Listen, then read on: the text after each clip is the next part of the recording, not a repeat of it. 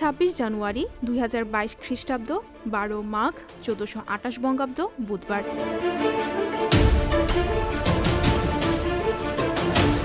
ভারতের সংবিধান বিশ্বের সার্বভৌম রাষ্ট্রগুলোর মধ্যে বৃহত্তম লিখিত সংবিধান। 1950 সালের 26 জানুয়ারি ভারতের সংবিধান কার্যকর হয়। এই সংবিধানে মোট 24টি অংশে 448টি ধারা, 12টি তফসিল এবং 113টি সংশোধনী বিদ্যমান। রাজেন্দ্র প্রসাদ ভারতের প্রথম রাষ্ট্রপতি হিসেবে শপথ নেন। ভারতকে প্রজাতন্ত্র হিসেবে ঘোষণা করা হয়।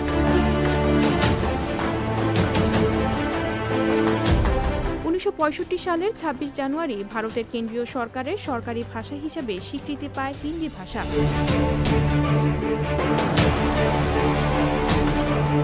ভূ উপগ্রহ হল আন্তর্জাতিক টেলিযোগাযোগ মাধ্যম। বহির্বিশ্বের টেলিভিশনের বিভিন্ন অনুষ্ঠান সরাসরি অথবা রেকর্ড করে দর্শকদের দেখানোর ব্যবস্থা ও বহির্বিশ্বের সঙ্গে দেশের টেলিযোগাযোগ স্থাপন করা হয়। এছাড়াও আন্তর্জাতিক ট্রাঙ্ক এক্সচেঞ্জ কাজে ব্যবহৃত হয়। 1982 সালে 26 জানুয়ারি তালিবাবাদে বাংলাদেশের ভূ উপগ্রহ কেন্দ্র স্থাপিত হয়।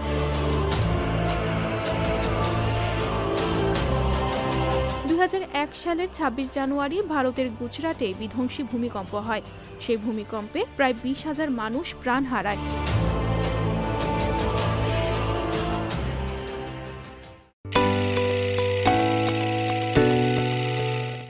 সংবাদ, ফিচার ও অনুষ্ঠানের জন্য ভিজিট করুন সংবাদ প্রকাশের ওয়েবসাইট এবং যুক্ত থাকুন ফেসবুক পেজ ও ইউটিউব চ্যানেলের সঙ্গে।